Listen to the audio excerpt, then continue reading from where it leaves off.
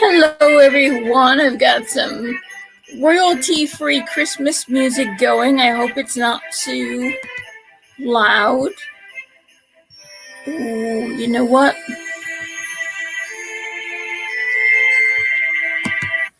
I just realized something. I can't use that. I can't use that because it's going to echo. It's going to echo. Well, what a shame. So I don't have the Wi-Fi is too weak to put it on my phone. Well, anyway, we're going to end our thing about Santa Claus, or have the last bits. I'm not going to read parts 2 and 3, just one part of 2 and one part of 3. So this isn't long, but it's in storybook format, and we're going to show you pictures of Santa Claus. And in fact, the real face of Santa Claus will be coming up soon on the screen. So let me click on that. Where is that here? Here we go. And I'm going to start playing that. Very carefully. Tiny. There we go. And here we are. So, we're going to read Nicholas the Wonder Worker. And this is out of The True St. Nicholas by William J. Bennett. And tomorrow night, I'm going to read this one. And this is pretty short, but it's definitely 100% for children, so it should be fun. It's about the true story of St. Nicholas and his presence down the ages, and it's a very, very short read if you feel like popping in tomorrow. This is as told by Rebecca Benson Haskell. So that will be tomorrow night, and like I said, that's going to be short, storybook version. So let's get on to Nicholas the Wonder Worker.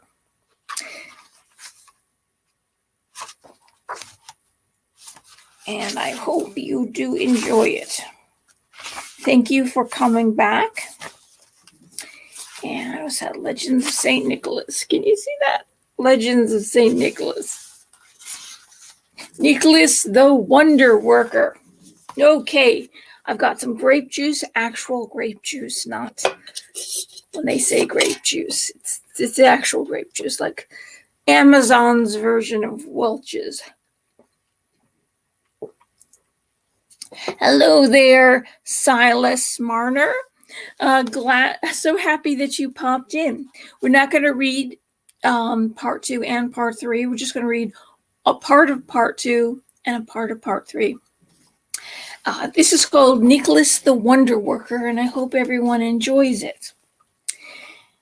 It is easier to count the waves of the sea, the drops of rain, the stars, and with a glance see all the Atlantic, than to recount in detail God's marvels accomplished through St. Nicholas, an 8th century hymn proclaimed. If one measure of a man is the stories people tell of him after he is gone, then Nicholas's life was nothing short of heroic. Well, let's see. Let's see right here.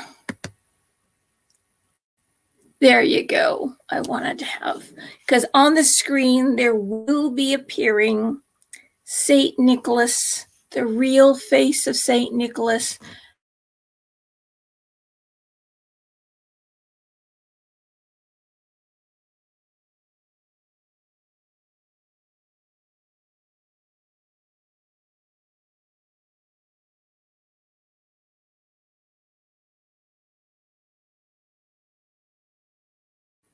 Documentaries leave out a lot of things.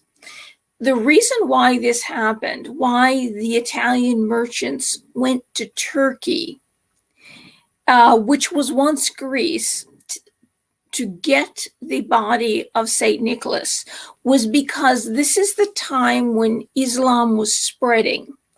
And what they were doing is, it was haram, which means forbidden, to have a statues or shrine over some person, some saintly person. And in fact, that's one of the things Muhammad said on his death, that he cursed anybody who had a shrine over a tomb. And he cursed a few more people. But anyway, see, the Ottoman Empire had spread, and what they were going to do is they were going to demolish the church along with the shrine.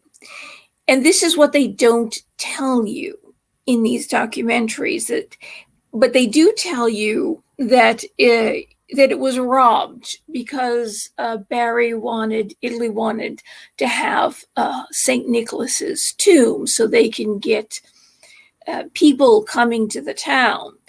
But that is not the whole story. And I learned the whole story from a historical source. Also, my family comes from Bari, Italy. So this is the truth. It was in danger of being taken down. As we know historically, what's happened in the news maybe the past 20 years, we know that certain things by a certain extremist group was destroying shrines and statues from religions, from Buddhism, all through Ur, in Iraq, all those statues, because they're considered pagan. So the extremists, there was that one extremist group that was doing it today, but with the zeal of spreading the new faith, they were going through and taking everything down. So what the Italian merchants did was save the body of St. Nicholas. And as it turns out, science was trying to detect, who had the real bones of St. Nicholas. These were really the bones of St. Nicholas? Was it Venice? Venice had a few bones. Back in Myrna, there was a small bone. But they decided that Bari had the true. It was undisputed. They have the true bones of St. Nicholas, and they did an early facial reconstruction, maybe about 20 years ago, but science, the technology has advanced of reconstruction since then, and you will see St. Nicholas's, the original, and then St. Nicholas's real face on the screen. So that's kind of exciting. Okay, I'm going back here. Here we go. Okay, so in the years following his death, people began to tell stories about the Bishop of Myra and his power to change people's hearts. Looking back, they realized that his life and all the good he did was a kind of miracle. So the stories they told reflected the miraculous. They told of a man of such deep faith and courage, he could accomplish things no ordinary person could. As time went on, the storytellers embroidered the tales with their imaginations. They told of miracle after miracle. In fact, St. Nicholas was said to have performed so many miracles, he came to be known as the Wonder Worker. In this age of modern science, it is difficult for us to comprehend the notion of miracles. We turn with confidence to physics, chemistry, neurology, and the like to explain the extraordinary. There was not true for the ancient and medieval sorry, my lips are falling all over me. That was not true for ancient and medieval minds. The miraculous was easier to accept in the centuries before the scientific revolution. In those times, the world was full of mystery and wonder. Miracles were rare but not out of place in people's comprehension of the universe. Does that mean that we moderns must regard old legends of miracles as necessarily false? No, on two counts. First, many old legends contain our best expressions of the human condition. They reveal the soul. Metaphors they may be, but they are metaphors that illuminate eternal truths. Second, Even in this high-tech world, it takes a pretty small mind to declare that there is absolutely no such thing as an honest-to-goodness miracle. Many of us run into a miracle or two during our lives, something that defies all rational explanation. Who is to say that God does not move in mysterious ways? As Hamlet told his friend, there are more things in heaven and earth, Horatio, than are dreamt up in your philosophy. One of the oldest stories about Nicholas tells what happened to Ursos, Neapolitanos, and Harpylon. The generals who watched him save 3 innocent men from execution. After departing Myra, they proceeded to Phrygia, where they put down ongoing rebellion. They returned in triumph to Constantinople, where Constantine rewarded their service. But the 3 generals' success bred envy at the imperial court. The rivals approached Ablabius,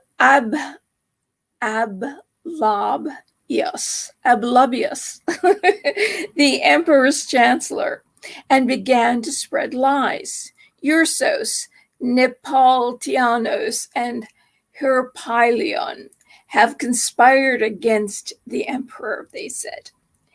They pretend to have ended the revolt in Phrygia, but they have secretly plotted with the rebels in hopes of ruling the region themselves. To help bring Ablabius around to their way of thinking, they offered him a large bribe. I'm usually very good at these ancient names, except with all the history I've read, these particular ancient names, I don't know, I'm getting tongue-tied with. The chancellor relayed the information to Constantine, the emperor, always sensitive to reports of treachery, flew into a rage. He ordered that Ursos, Neapolitanos, and Harpylon be arrested and executed the next day. Then I wouldn't have, if that happened, I wouldn't have to say these names anymore. What about the 3 guys? How about the 3 guys who went somewhere and came back? The 3 generals who considered themselves to be among Constantine's most faithful commanders were stunned. They heard of the sentence. They're stunned when they heard of the sentence. Okay. In his despair, Neapolitanos remembered how Nicholas had saved the 3 innocent men at Myra. No earthly power can save us now, he told his comrades. Let us pray to God to protect us, as he sent Nicholas to protect the accused in Myra. They fell to their knees in prayer. That night the emperor dreamed that a stern, stately figure stood before him.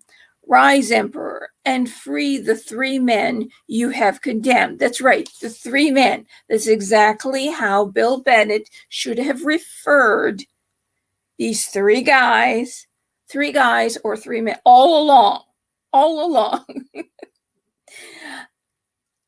They are unjustly accused. Who are you to address the emperor this way? Constantine demanded. I am Nicholas, Bishop of Myra, and God has sent me to tell you that these innocent men must be freed at once. Constantine immediately sent for Ablabius.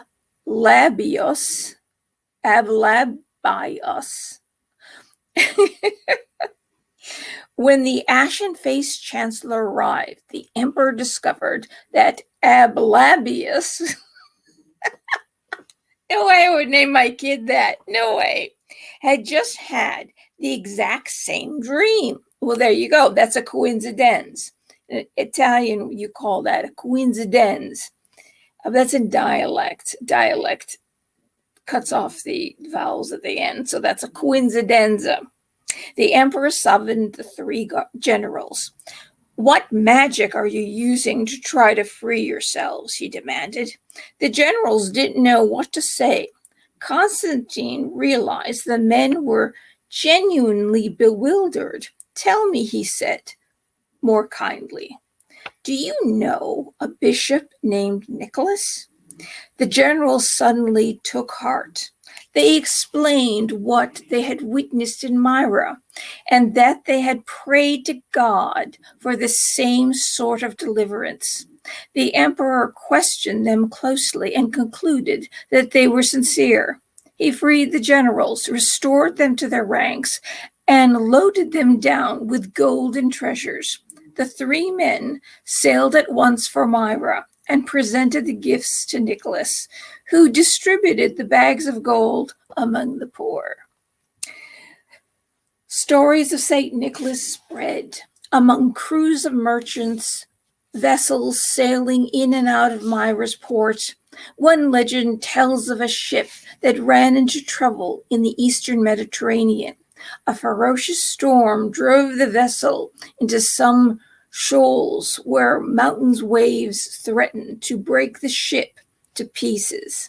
Captain and crew struggled frantically to get the ship into deeper waters, to no avail. The sailors, who had heard of Nicholas's miraculous deeds, called out to God in his name. To their astonishment, a figure appeared out of nowhere to battle the storm by their sides.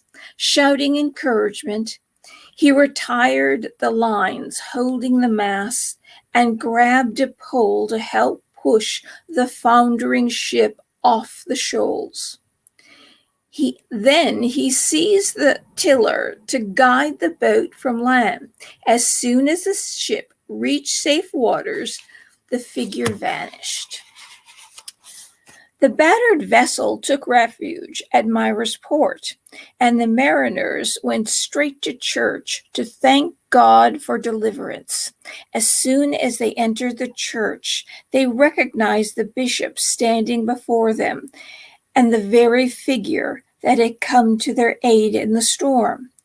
The sailors threw themselves at Nicholas's feet, but he told them to get up.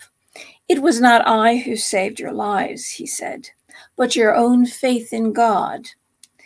Other legends tell how Nicholas the wonder worker helped the poor by delivering them from hunger. It was said that one day Nicholas stopped off at a humble dwelling in the hills near Taurus Mountains. I know how to read the word Taurus because that's my birth sign. Okay. As the family's ragged children crowded around the visitor, the embarrassed father confessed he could not invite the bishop to stay for dinner. "We have only a little bread in the house," he said, "and it's not even enough to feed these young ones." "Trust in the Lord," Nicholas told them. "Look in your grain bin." The man opened the bin, which had been nearly empty the day before. He found it full to the top with grain, and the family never lacked bread for the rest of their lives. Another story embellished Nicholas's efforts to secure grain during famine at Myra. One night, the captain of a fleet of grain ships on its way to Constantinople was startled to meet a stranger on deck. The stranger, dressed as a merchant, beseeched the captain to stop off at Myra and unload some of his precious grain there.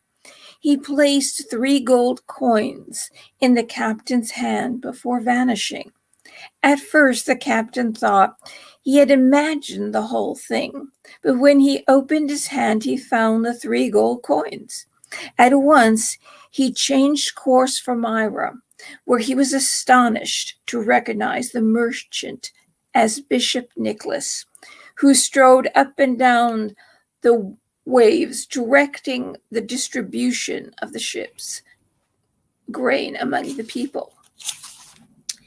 Ancient pagan deities posed a stubborn challenge for the Bishop of Myra during his ministry. Worship of the Greek gods had been going on for centuries, and Nicholas realized that he must battle the old traditions for the hearts and souls of his people. He no doubt viewed the pagan temples as homes of demons and false gods, and pagan rituals as concoctions of chicanery and black magic. His chief foe in this regard was the goddess Artemis. Uh-oh, a lot of Wiccans like Artemis because that's Diana. She's the god of the hunt, and they have found altars where they did sacrifice children to her. So that's what they say when Diana died. The place in Paris where she died was a place dedicated to Diana, and that was a place of sacrifice. Interesting. So maybe Nicholas has got a point about the demons and the bad stuff. But anyway, daughter of Zeus and sister of Apollo, that's who Artemis was said to be the protector of seafarers, the provider of smooth seas and profitable voyages. She was also regarded as the goddess of bountiful harvests, the giver of grain. Chapter 19 of the book of Acts tells how the Apostle Paul's teaching nearly caused a riot at Ephesus, up and down the coast of Myra, when the worshippers of Artemis realized that Christianity might overthrow their ancient traditions. Acts reports that they were enraged and cried out, "Great is Artemis of the Ephesians." Myra boasted a temple to Artemis with grand columns surrounding the inner court and a statue of the goddess. Medieval tales of Nicholas's struggle against pagan customs depict a pitched battle with demons that lived in the temple. When Nicholas launched his attack against the temple, says one account, he not only destroyed everything that towered aloft and hurled back to the earth, but he uprooted the whole from its very foundations. Indeed, what was highest at the very pinnacle of the temple was embedded in earth, and what was in the earth was impaled into the air. The demons, powerless to stop the assault, fled to their homes shrieking. Nicholas's war with the pagan deities continued even after his death. Legend said that a group of pilgrims were preparing to sail for Myra to visit Nicholas's tomb when an old woman approached them carrying a jar. "Carry this jar of oil with you," she implored them. "I am too ill to make the voyage, but take this on my behalf as an offering in memory of the good bishop, and use it to fill the lamps of a shrine." The old woman was really a demon in disguise, one of the very demons that Nicholas had forced out of the temple of Artemis. She was determined to take revenge. The jar was full of Greek fire, an explosive liquid. Oh boy. Do you ever hear of Greek fire? It was an ancient weapon of war where they could throw fire from the ships and burn things on the shore, or vice versa. But it's called Greek fire. I'm trying to figure out how they did that. Did they light it with a mirror, some kind of a mirror that caught the sun's rays, or was it some kind of what do you call it? Something that burns, the stuff that burns, that catches fire, not a propellant. I forget, something like propane. The old woman was okay. The unsuspecting pilgrims gladly took the jar and set sail. That night, Nicholas appeared to one of them in a dream. "Wake up and throw that evil jar into the sea," he warned. At dawn, the traveler heeded the warning and pitched the jar overboard. Huge flames shot up in the air, so that the whole sky seemed afire. The sea began to tear apart, and the roaring waters boiled. The terrified pilgrims fell to the deck as the crew abandoned the helm. But the spirit of Nicholas guided the ship away from the burning waves, and the breeze took it safely to Myra. The many pilgrims visiting Nicholas's tomb discovered yet another miracle at work. A mysterious, fragrant liquid began to seep from the bishop's remains, from his bones. When they found him in a pool of oil that smelled like myrrh. And according to legend, this myrrh seeps from his bones every single year on his feast day, which is December 6th.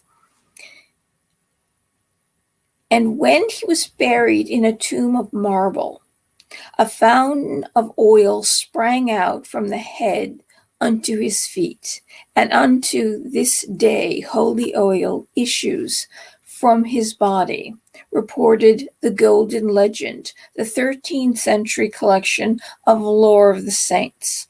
The sacred oil was said to have remarkable powers to heal illness. The weak, lame, blind, deaf, and dumb flocked to Myra. And Myrna is a woman's name, right? Myra, to cure all of their ailments. The oil healed the spirit as well.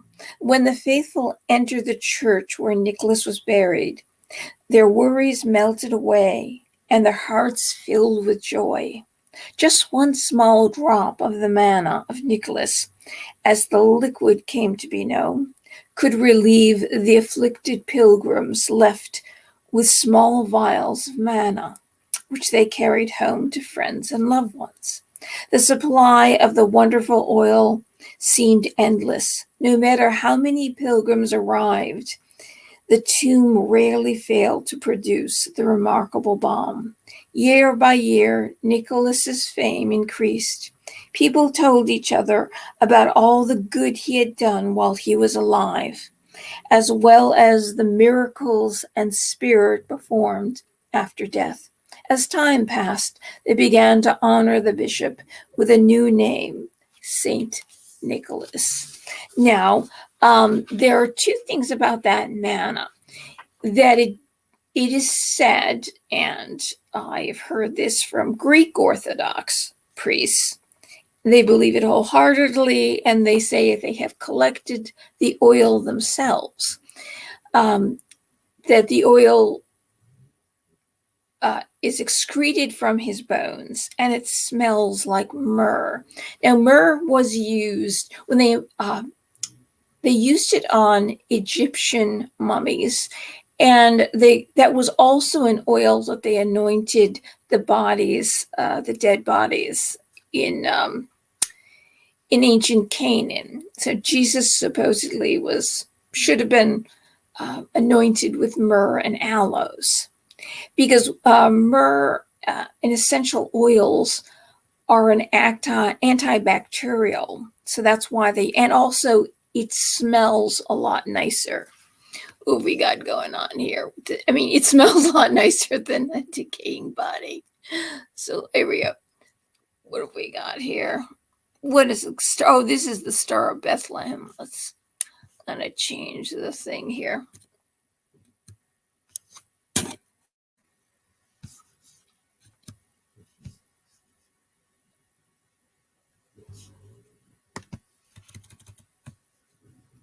Star, but it's a great story, obviously, but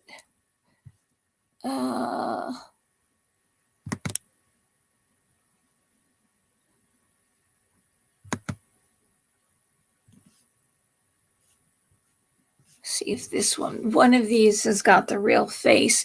They could have showed it on the screen, and I'm not watching the screen, so I'm not paying attention to it. Oh, play.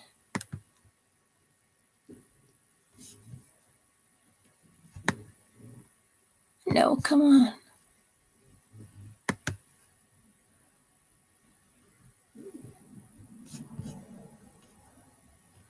boy, this really wants to play the Star of Bethlehem. Here it is. Okay.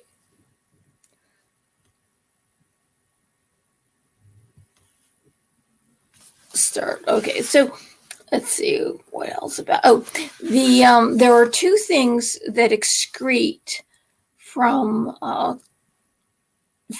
see, the body of Saint Nicholas is the oil, and then on the walls, off the marble, water collects, and they say they collect the water, and they say that that is also healing. That is also considered the manna to both of those things.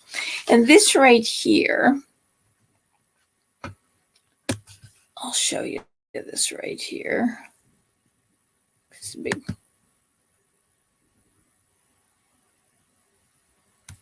What's going here?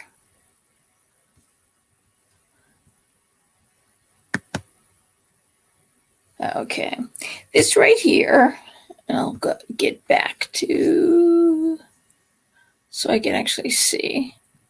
Go back to the studio. Okay, see what I'm doing. This is, you might be able to see the image of Saint Nicholas, and the back says Basilica S. Nicola Bari. And in it, I put a piece of myrrh resin, and there's some 24 karat gold powder. It's edible 24 karat gold. You can put it on candy. And I put some frankincense oil in it to combine the three gifts of the Magi into one. But this is the manna from Saint Nicholas right here. And what I'll do before I end, I'll anoint myself with it. Then I will also take the oil and I'll make the sign of the cross and anoint you with it. So hopefully things will go better in your life. Hopefully things will go better in this country, and actually the world, because some scary things are happening. Okay. All right. So the Golden Legend.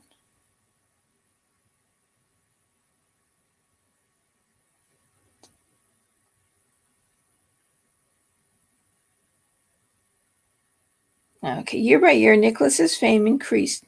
People told each other about the good he had done while he was alive, as well as the miracles his spirit performed after death. As time passed, they began to honor the bishop with a new name, Saint Nicholas. And there was the last, I thought the last chapter was a good one. A legacy full of God's love. I've been extra good this year, so I have a long list of presents I want. Young Sally writes to Santa Claus in the TV classic, A Charlie Brown Christmas. Please note the size and color of each item and send as many as possible. If it seems too complicated, make it easy on yourself. Just send money. How about 10s and 20s? Every December, millions tune in to watch Charlie Brown's struggle to find the true meaning of Christmas. The program is a holiday favorite, partly because it tackles a problem we all know to be true. Too often, Christmas seems to be all about gifts, decorations, and parties. And Santa Claus, with his bottomless sack of toys, becomes the symbol in chief for a month-long shopping fest. As Lucy tells Charlie Brown, "Look, Charlie, let's face it. We all know that Christmas is a big commercial racket. It's run by a big Eastern syndicate, you know." For some people, Santa Claus epitomizes the secularization that should be an easy one of modern culture. Most tiny tots, with their eyes all aglow, spend Christmas Eve wondering about the mystery of flying reindeer, not the mystery of the nativity. Santa long ago exchanged his bishop's robe and mitre for a jolly red suit and a pointed cap. The mitre, they say because he was a bishop, he wore red.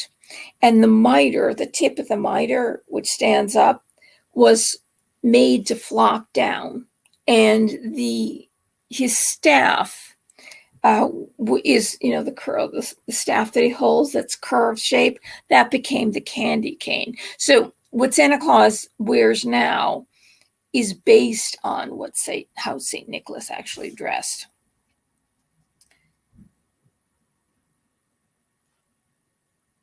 Santa himself received a blow in 1969 when the Vatican, concluding that his reputation was based more on legend than historical fact, removed him from the ranks of major Catholic saints and made his feast day optional. In Eastern Orthodox Church, Nicholas remains one of the most widely venerated saints. Some overseas critics resent Santa's popularity. American soldiers began introducing him to foreign lands during the First and Second World Wars. Hollywood movies and television shows helped spread his fame around the globe. In many countries, people adopted him into their Christmas celebrations. Where Santa Claus was pushed aside, local customs protesters had naturally followed. Small but vocal groups derided him as a purveyor of crass American consumerism, a cheap knockoff of St. Nicholas. Santa has been burned in effigy before French Sunday school children. An Anglican vicar once accused him of being a thief who is stealing the true value of Christmas. Towns in the Netherlands and Belgium have been known to stage mock arrests of Santa Claus and forbid him to appear until after December 6th, St. Nicholas's Day. A group of anti-Santa German Catholics has also called him a pack horse of consumer society, nothing more. What to make of such complaints and criticisms? One thing is certain, the modern Americanized St. Nicholas is not going away anytime soon. He's too much of a part of the Christmas landscape. He is beloved by hundreds of millions of children and adults, and it is difficult to argue with anything that children love so much. A wonderful reminder of Santa's goodness came on September 21st, 1897, in the pages of the New York Sun. 8-year-old Virginia O'Hanlon had written the newspaper with a question. "Some of my little friends say that there is no Santa Claus," she explained. "Papa says if you see it in the sun, it's so. Please tell me the truth. Is there a Santa Claus?" Francis Pharcellus Church, a former Civil War correspondent, responded in what is perhaps the most famous editorial in history of American journalism. It read in part, "Yes, Virginia, there is a Santa Claus.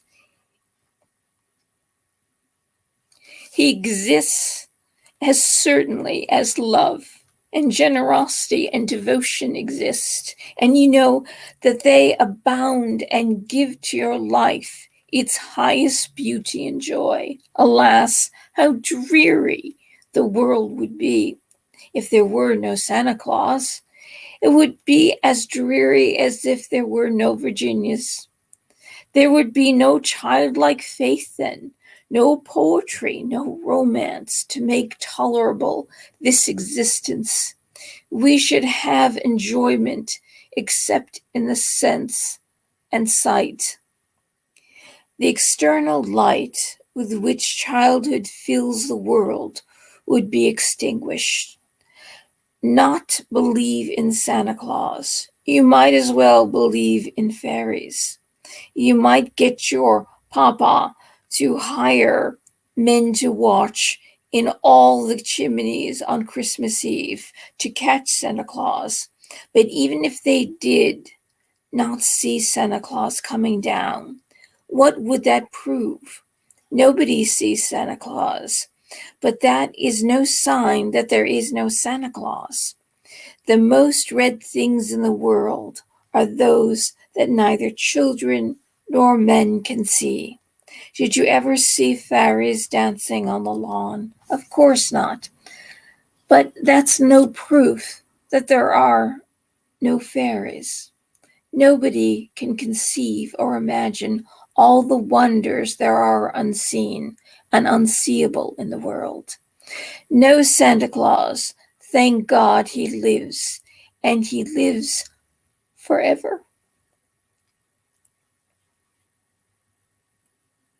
1,000 years from now, Virginia, nay, 10 times 10,000 years from now, he will continue to make glad the heart of childhood. Yes, Santa Claus is something overexposed and exploited, but anything good is open to being exploited. In fact, anything good is likely to be exploited. Such is human nature. St. Nicholas, in his heyday, was arguably just as overused and overexposed as Santa Claus is today. People called upon him to fulfill every conceivable desire, from finding a husband to conquering the enemy. The citizens of Bari went so far as to steal his bones to give their city a boost. Lie. I just told you earlier that that is not true, because I know from the source, because that's where my family comes from. For that matter, St. Nicholas was well connected with commerce and materialism long before Santa Claus came along. Many a ship captain prayed to Nicholas for a profitable voyage. Many a merchant invoked his name in sealing a lucrative deal. Trade guilds appropriated him in hopes of selling more buttons, barrels, and boots. Hymns proclaimed his power to satisfy. If anyone place himself before thy painted image, Nicholas, he will have what he wants. Youngsters looked to the kindly bishop for gain. St. Nicholas, my good patron, bring me something good, ran one old French children's song. There is nothing wrong with exchanging gifts at Christmas time. After all, the Bible tells us that the Magi brought gifts to the baby Jesus. Or is it when we lose a sense of moderation, when Santa's bag overflows with too many goodies, that the gift giving and receiving becomes a problem? As the ancient philosophers remind us, there's a proper measure in all things. It is true that Santa Claus is a secularized version of St. Nicholas, but that in itself should not turn anyone against the idea of Santa. Just because something is secular does not mean it is bad. The thing we must guard against is emphasizing Santa Claus so much that we minimize Christmas's true meaning, and that it is a matter of choice. Again, moderation is the key. St. Nicholas was a real man, but as his book stated out at its onset, we know almost nothing about him with certainty. So much time has passed, and so many stories have been told about him, that his history has been bound to legend. We read the tales of him saving ships at sea and bringing murdered students to life, and our modern sensibilities tell us that they can be no more true than stories of a jolly old fella who stuffs himself down millions of chimneys every December 24th. Perhaps not literally true, but the stories of St. Nicholas and Santa Claus are arguably true in a more important way. They are morally true. They offer generosity, kindness, justice, and self-sacrifice over avarice, cruelty, injustice, and self-indulgence. They are about the celebration of human closeness and decency and the caring for others. They are about families and the hearth. In their totality, they are about the raising of sights and efforts towards a better life. The image of St. Nicholas has changed many times through the years. He has always reflected people's longings and needs, whether that be a handful of grain, a safe port in a storm, or a gesture of love. Santa Claus is part of that evolving image. At his best, he stands for virtues that St. Nicholas champions: compassion, service, selflessness, largesse of spirit. There is one essential truth in the stories of Nicholas and Santa Claus: the goodness of the gift offered with no expectation of anything in return. The value of 3 bags tossed through a window in Patera long ago does not lie in the gold they contain. The act of giving and the effects of the act make those bags priceless. The same spirit lives in our time, in a parent or other adult who with secret joy watches a wonder-struck child discover on Christmas morning that Santa has paid a nighttime visit. Santa Claus is, in a very real sense, the result of a Christ-inspired goodness that has rippled across 17 centuries from Nicholas's time to our own. Despite secularization and commercialization, Santa Claus is a manifestation of Nicholas's decision to give to others. The history of St. Nicholas and Santa Claus is a kind of miracle in itself. It is a legacy that resonates with God's love. So now you know something of who St. Nicholas was and how Santa Claus came to be. St. Nicholas's bags of gold has become Santa's sack of toys. It is a piece of history worth knowing, especially at Christmas time. May it help us remember the true spirit of Christmas and the message of loving one another brought to us by a babe in a manger so long ago. As I read the headlines, as I am reminded of the things going on today, that there's a new Santa Claus. His name is Santa Claus, and he has a German accent, and he has new ideas for the whole world. But it's not just him, it's the group of the uber wealthy. Cities that are basically lockdown cities, and you can't travel outside them or out of your 15-minute zone. Everything will be in that city that you need, which reminds me of Soviet Russia and Mao's China. To after we walked into a lockdown like sheeple, and I knew what was happening. It was very clear what was happening. They were testing us.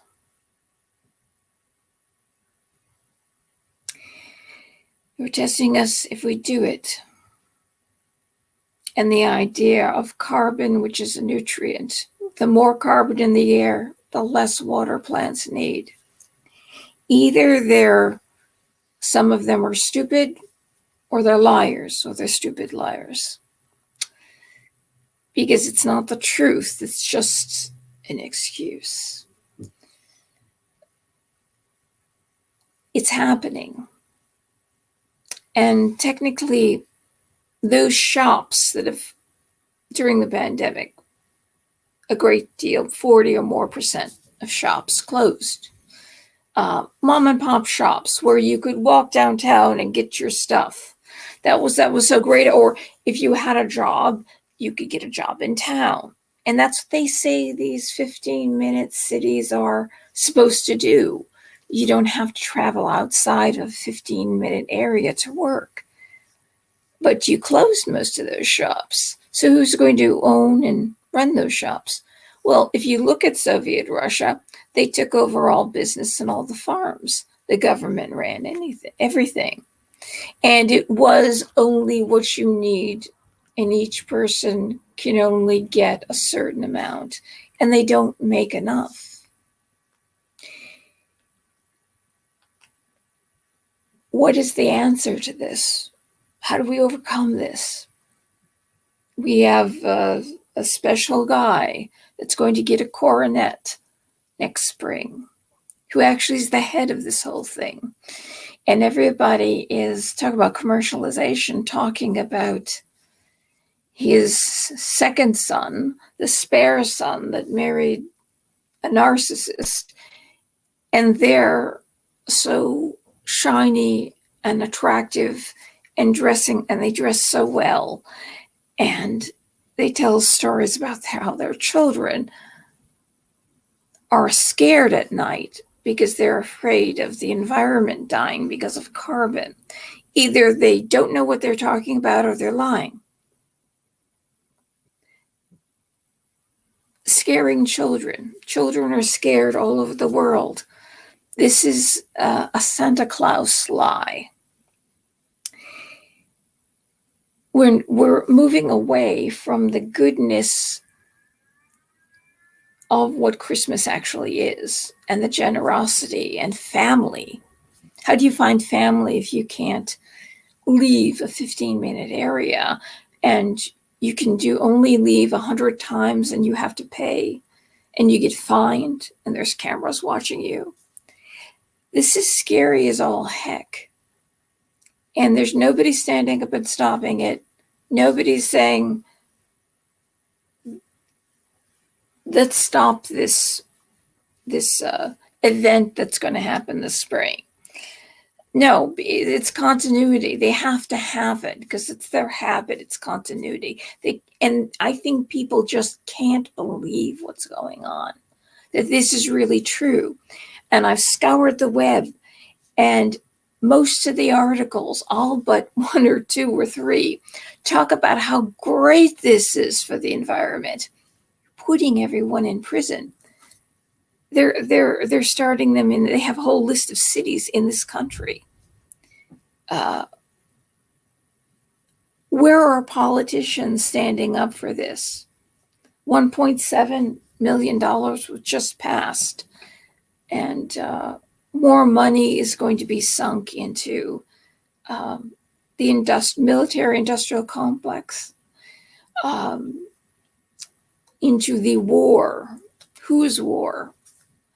That's happening. While 2 years ago they said we have to be locked down because we're saving lives, yet they put sick people into nursing homes.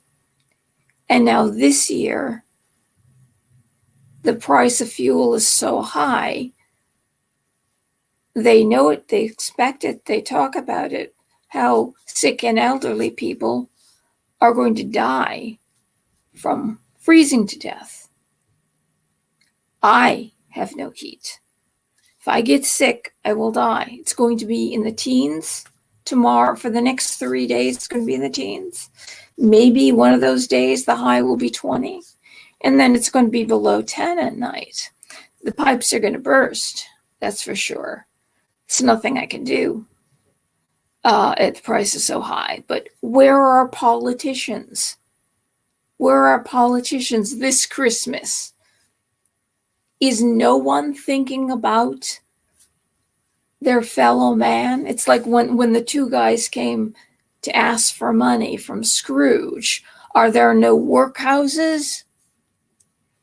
Are there no workhouses? Why should he give? Why should he give? Might as well have them die and decrease the surplus population.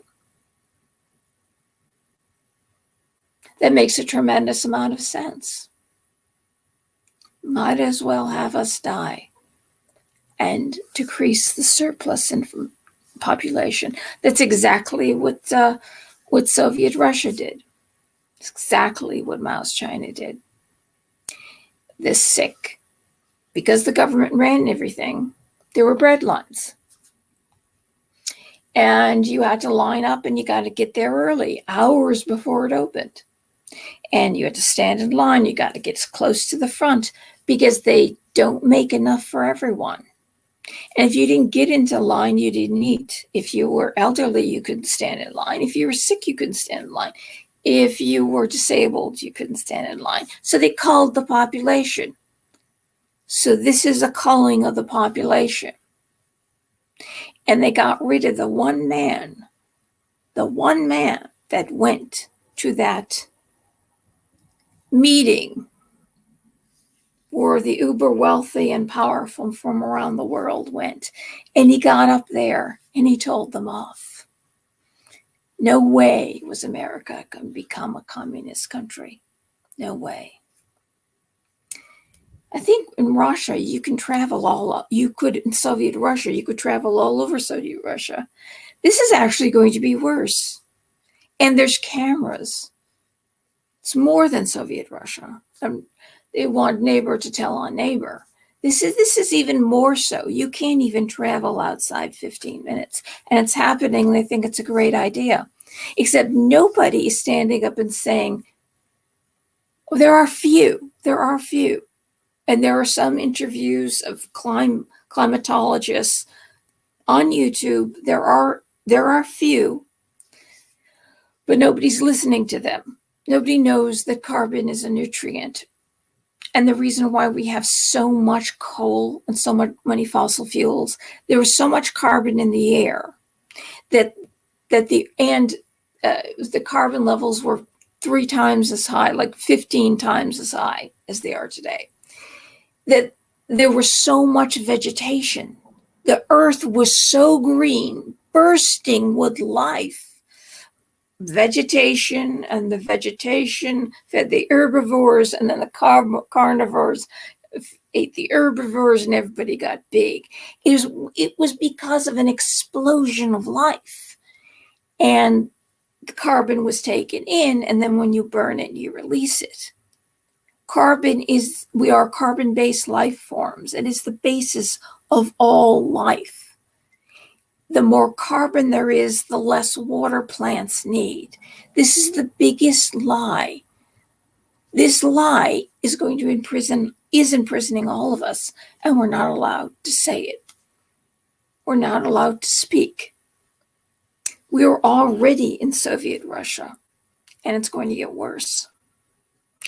This Christmas, be sure those that you love, let them know it.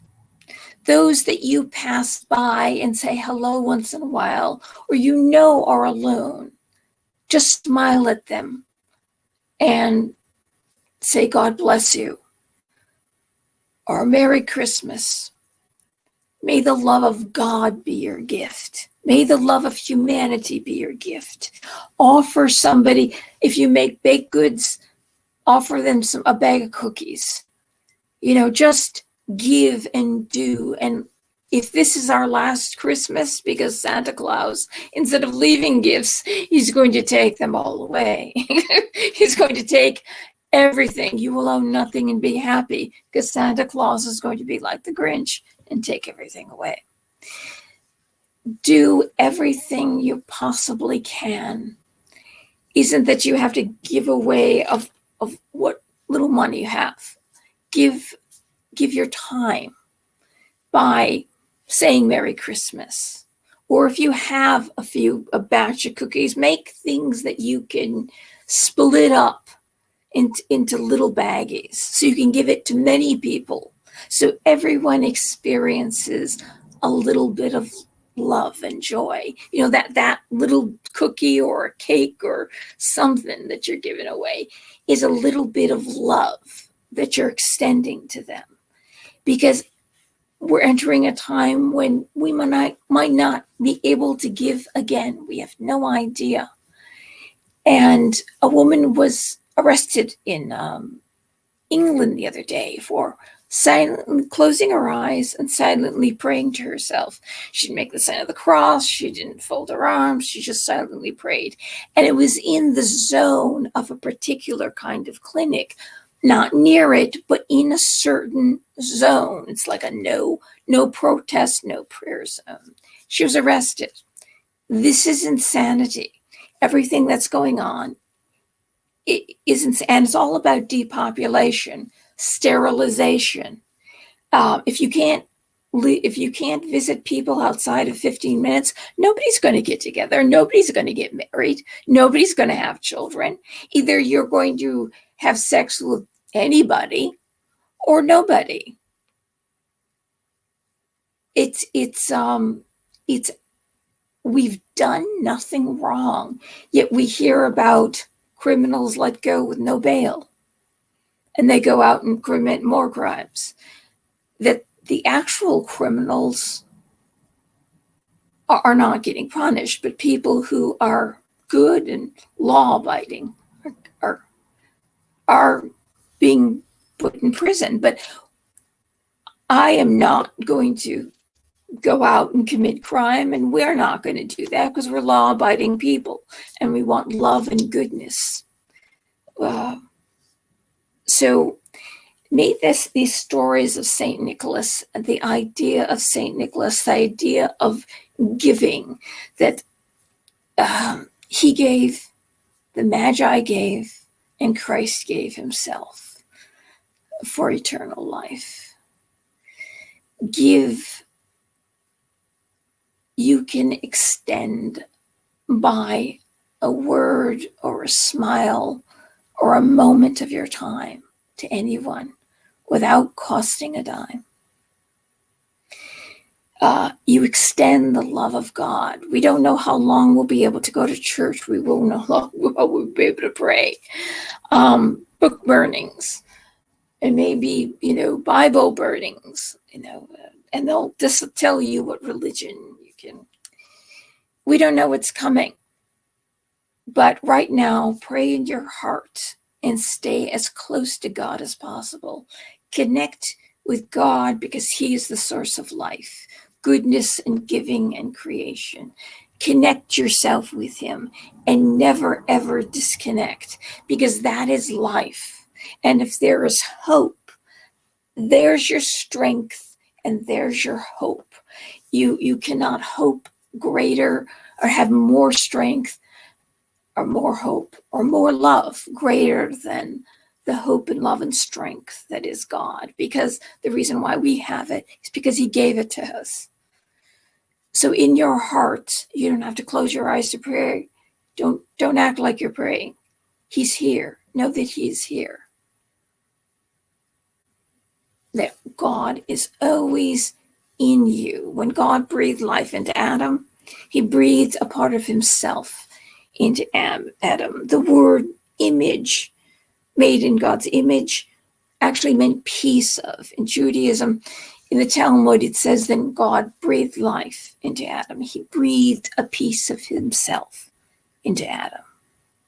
So don't disconnect from the source that has given you life. The source that has given you life is always with you and will always be with you, even after this earth fails.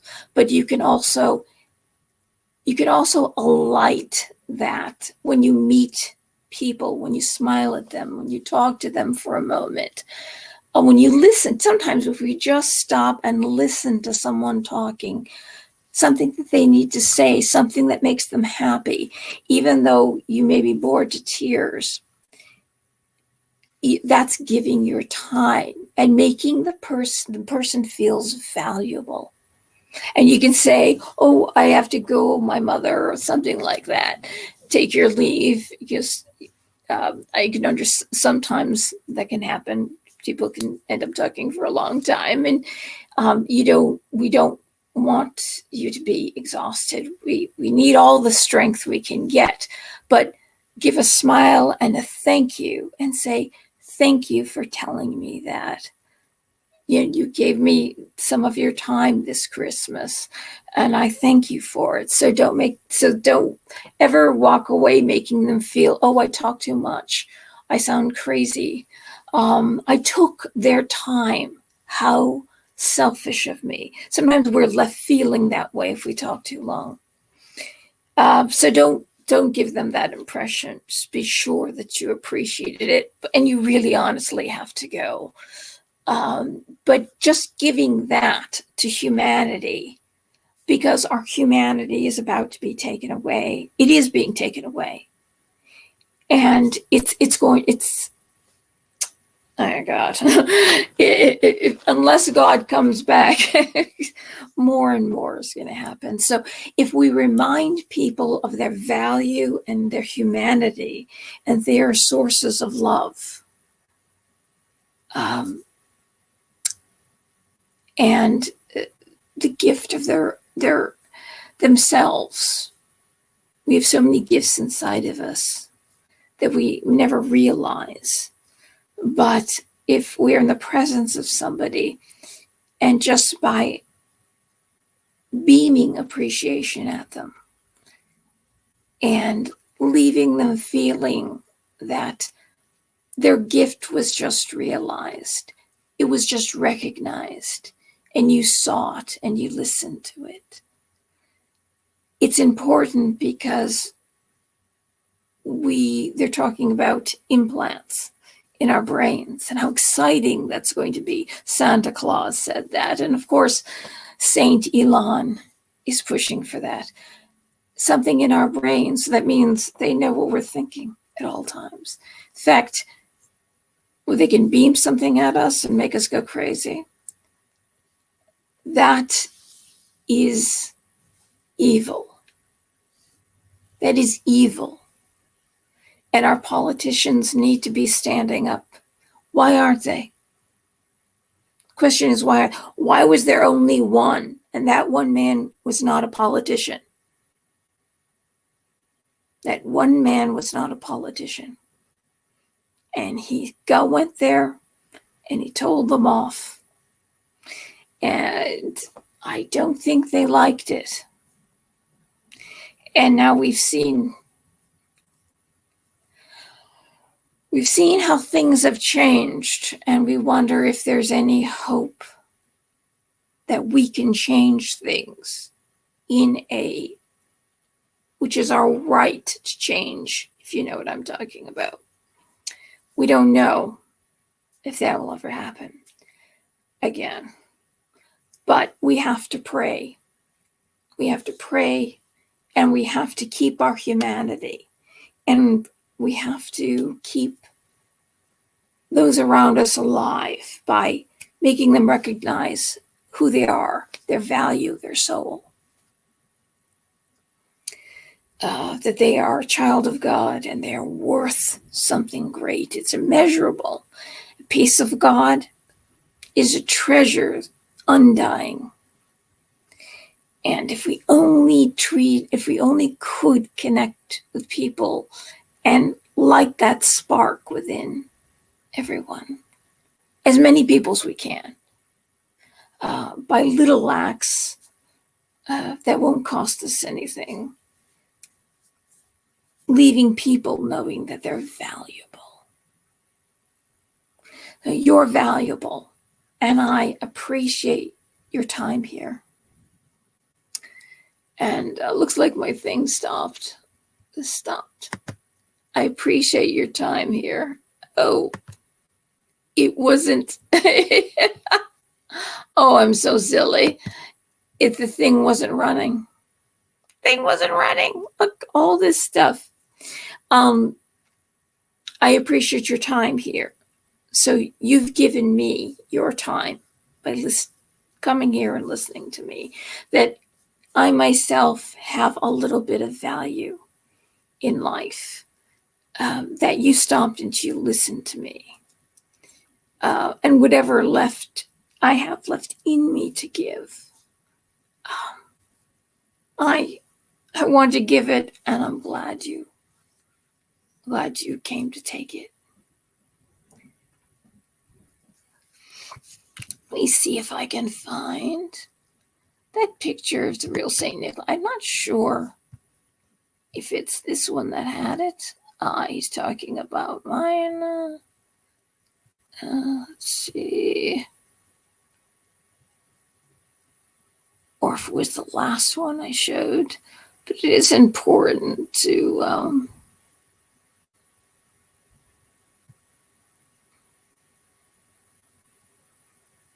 Aha, okay, here we are.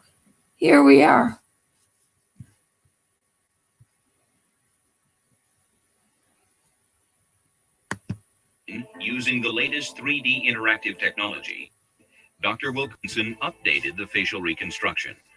I think textured in a different way. What we've got now with our second depiction is basically the same face with some modern changes, but with a completely different texture system that's based on what we know about those people in that stasis from that period of time, from that part of the world. So the end result should be more reliable and less based on this Santa Claus image.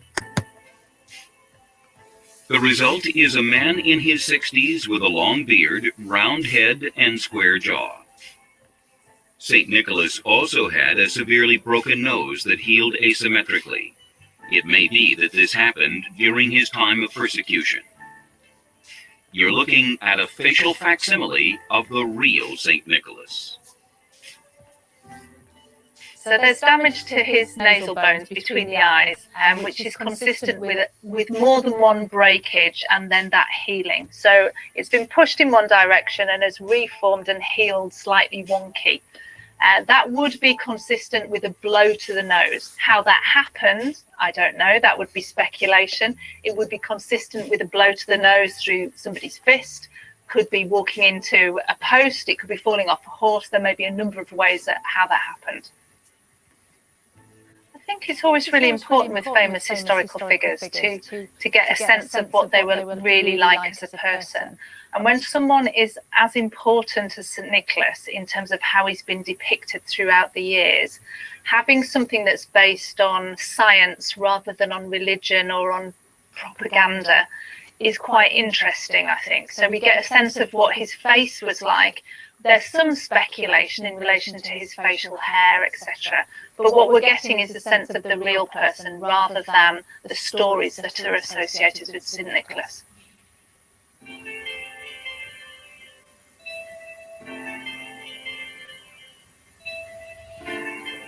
Nicholas is often referred to as the patron saint of everything, and it is almost true.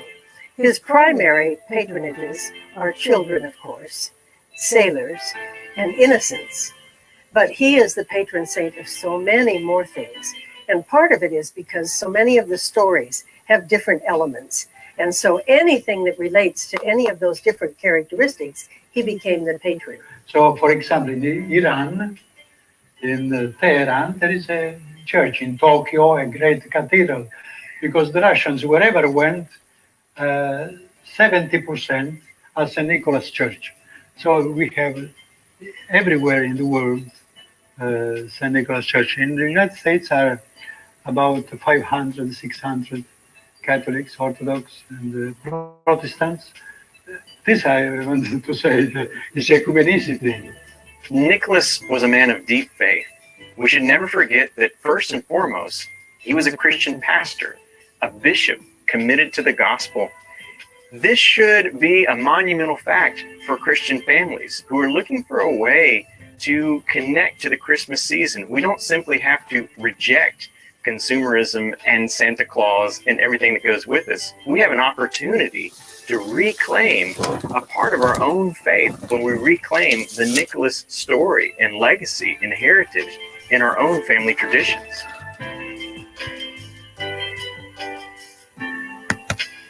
as children everywhere eagerly await the coming of that mythical man on Christmas Eve. The real St. Nicholas has left us a legacy to treasure far more than just colorfully wrapped presents. St. Nicholas has become associated with Christmas, and that's actually a good thing because St. Nicholas helps to bring a focus to Jesus, who of course is the center of Christmas. St. Nicholas does this by pointing beyond himself and to encouraging people to understand that it really is more about giving than about getting. It's more about compassion than consumption. It's more about need than greed. St. Nicholas helps people to focus on what is really the center of Christmas because everything St. Nicholas did grew out of his faith. The legacy of Nicholas is his generosity. We have to keep going back to the story of the three dowries. Nicholas had no reason to get involved. He didn't know these people. He didn't owe them anything. And yet he decided to act. That should inspire us to get outside of our comfort zone, in our familiarity, to find those people in our community who really need help. And especially during the Christmas season, it's an appropriate time to look for those opportunities. Nicholas is often viewed as a jolly, sentimental figure, but history tells us otherwise. He was a bold, decisive man of faith who confronted the issues of his day. If he were alive now, he would be concerned with today's issues: hunger, human incarceration, trafficking, slavery, the abolition of the death penalty, even tax abuse. Now that's something to tell your children.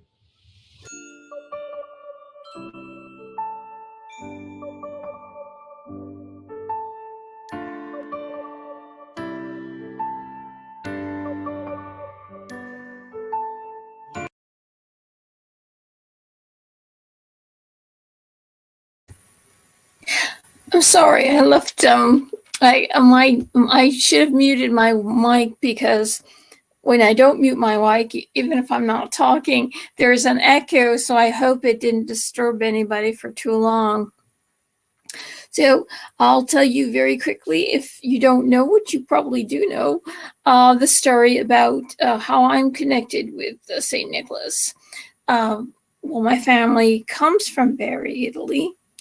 And my great-grandfather on my grandmother's side, my mother's mother, she was the daughter of nobility. And her father was a master marble mason.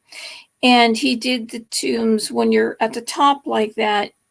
He did the tombs of saints, kings, and popes. Because you have to have the best of the best, right? And he was. And you can go to Bari, Italy, the Basilica of San Nicola, and you can see his marble work. Well, when he was working on the tomb, a shard of marble came out and hit him in the arm. And it caused gangrene. So they cut it off, but he died anyway. And so, of course, the boys got the education and took all the money and left my grandmother in abject poverty. So her mother, her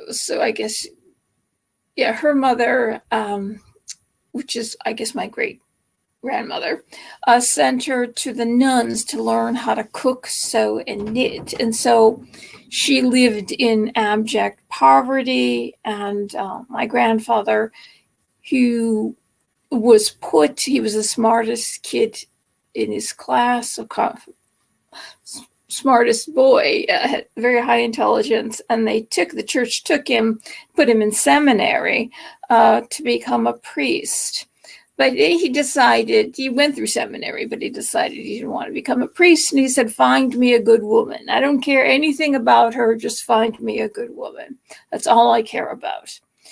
And so at least she had no dowry, but she got married, and they were extremely poor. And that's why he came to America, just to earn some money and go back. But the women in Italy said to her, you take your son Angelo and take him to America because you're going to lose your husband.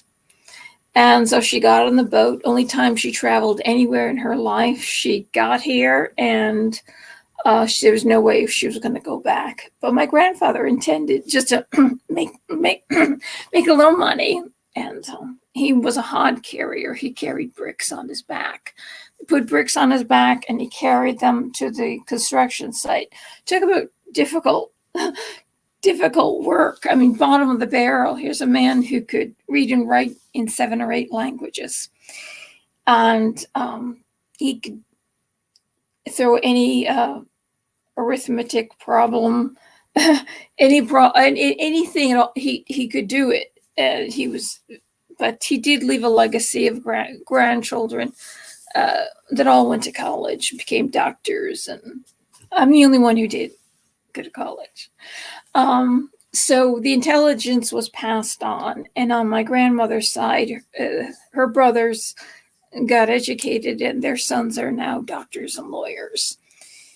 And one is technically the Fauci of Italy, except he's not. He's good. He's good. He's not like he's very good, but he worked on all that, and he was the head of that. So I was when I read about the manna, how they collect the this water that collects on the marble that's given out to heal people, and and there's also the oil. I go, the marble in his tomb, that's where they get the water that they heal and bless people with? You mean the marble that my great-grandfather put up and died for? Literally died for. Which is amazing. And like that over there that I made, the robes of St. Nicholas, when I'm going to knight that little boy next door. And his mother, the Italian, said that she had gone to St. Nicholas's tomb in Bari, Italy, to pray for a child. And I go, St. Nicholas's tomb in Bari, Italy? I mean, the tomb that my great-grandmother died doing. I go, what a strange coincidence. Any place in southern Italy or Sicily or whatever, she happened to go there. I think, at not knowing my connection to it, and that's my next earner. That's amazing. Doesn't put any money in my pocket. But anyway, like I said, go out and do something really good. In fact, whatever you do, come back and next live stream, let me know something that you did. It'll just make my day. It isn't that it's, just even if it's the smallest thing, like saying Merry Christmas to somebody that nobody says Merry Christmas to, or giving them a muffin or a cookie, or just listening to them talk for a minute, like ask how they're doing or whatever, that you reached out to somebody who's alone. And we,